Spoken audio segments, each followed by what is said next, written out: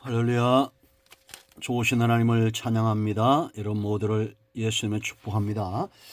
자, 오늘은 잠언 23장 마지막 부분 29절로 35절 말씀 묵상합니다. 기도합니다. 하나님을 영화롭게 하며 사랑하며 감사하며 우리 마음에 있는 모든 것들로 하나님 앞에 드려지기 원하는 주의 백성들이 아버지 앞에 있습니다. 우리의 모든 죄와 허물을 사하셔서 하나님과의 관계가 깊어지게 하시고 세상에 취하지 않고 하나님께 취하여 가족을 구원했던 노아처럼 이 시대에 구원의 방주 되신 예수님께 많은 영혼들을 이끌어내는 귀하고 복된 삶을 살기를 원합니다. 우리의 마음이 온전히 하나님께 있으며 우리의 영이 날마다 하나님만으로 인하여 즐거워하며 우리의 입술은 늘 찬송하게 하옵소서. 종을 낮추시고 겸손하게 하시고 오직 말씀의 도구만 되게 하옵소서. 예수님의 이름으로 사모하며 기도합니다. 아멘.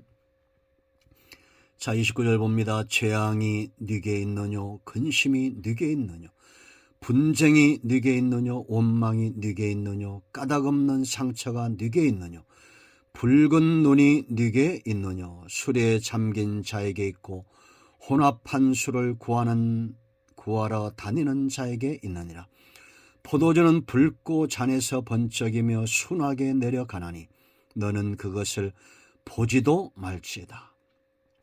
그것이 마침내 뱀같이 물 것이요 독사같이 쏠 것이며 또 내 눈에는 괴이한 것이 보일 것이요 네 마음은 구부러진 말을 할 것이며 너는 바다 가운데 누운 자 같을 것이요 돛대 위에 누운 자 같을 것이며 네가 스스로 말하기를 사람이 나를 때려도 나는 아프지 아니하고 나를 상하게 하여도 내게 감각이 없도다.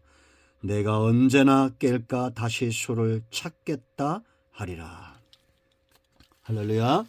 오직 하나님만 사랑하며 주의 말씀만 흠모합니다.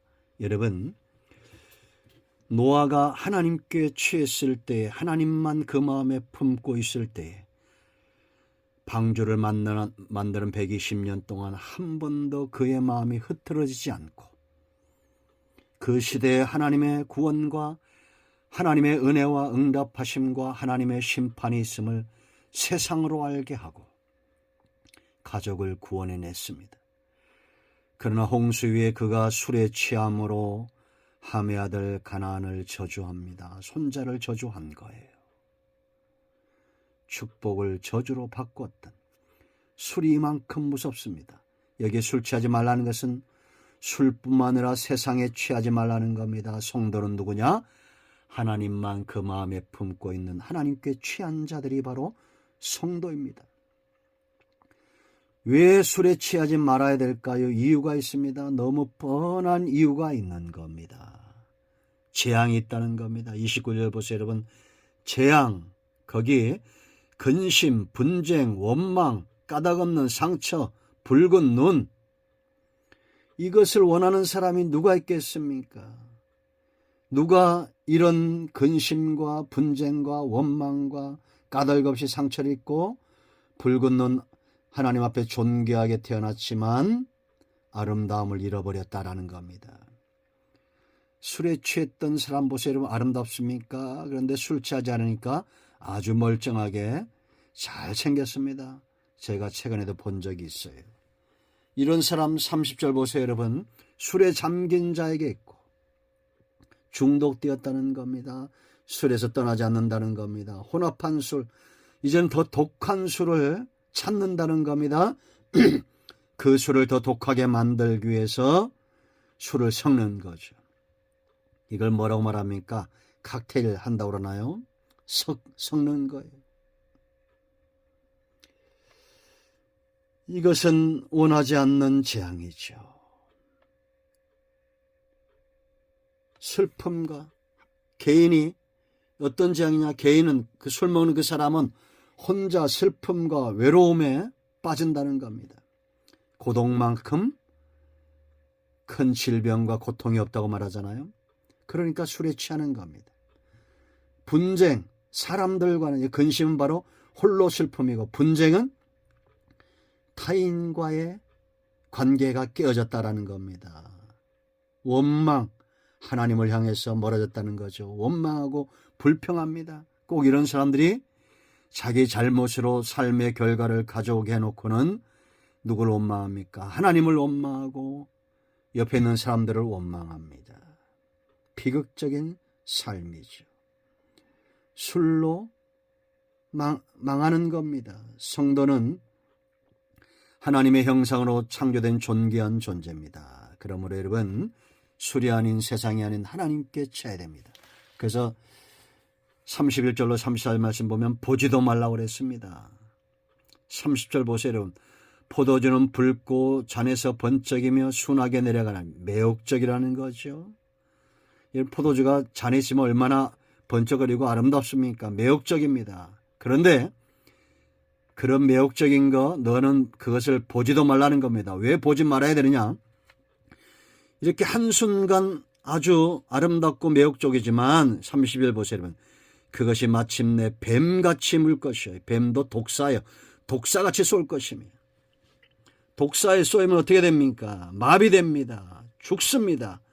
영혼을 마비시키고 죽음의 길로 이끌어가는 것이 술이라는 겁니다. 죄입니다. 세상입니다. 영혼을 화인맞게 하고 병들게 하고 하나님에게서 떠나게 하는 것. 이게 바로 사단의 전략이죠. 여러분 33절 말씀 보세요. 33절. 또 내 눈에는 괴이한 것이 보일 것이요. 이제 완전히 취한 거죠. 네 마음은 구부러진 말을 할 것이며 아주 혀구부러진 말을 하는 거죠. 더 큰하게 빠지게 한다. 이성을 상실하게 한다라는 겁니다. 어느 정도로 이제는 이 이성이 마비되느냐, 정신이 마비되느냐. 자, 그 다음 구절 보세요. 34절. 너는 바다 가운데 누운 것 같을 것이요 돛대 위에 누운 자 같을 것이며. 여러분, 요즘 겨울만 되면 종종 일어나는 사고가 어떤 것입니까? 얼마 전에,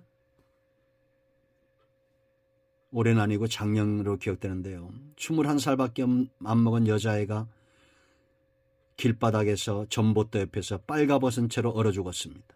술에 취해서 자기 집인 줄 알고 다 벗어제끼고 알몸으로 자다 얼어 죽었어요.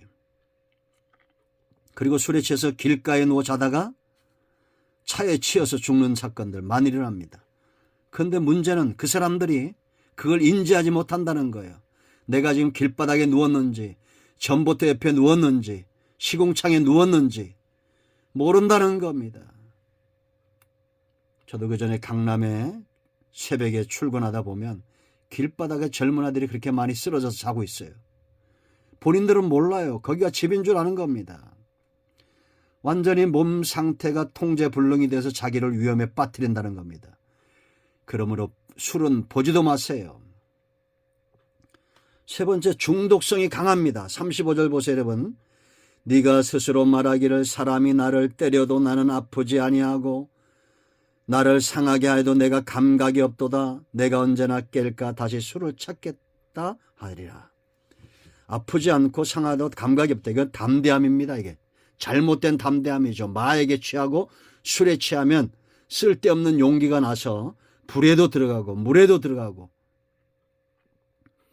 여러분 실제로 있었던 사건인데 그 인도나 파키스탄 보면 그 아주 높은 천길 낭떠러지가 있어요.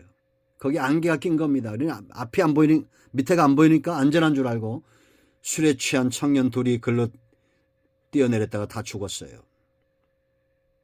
쓸데없는 거.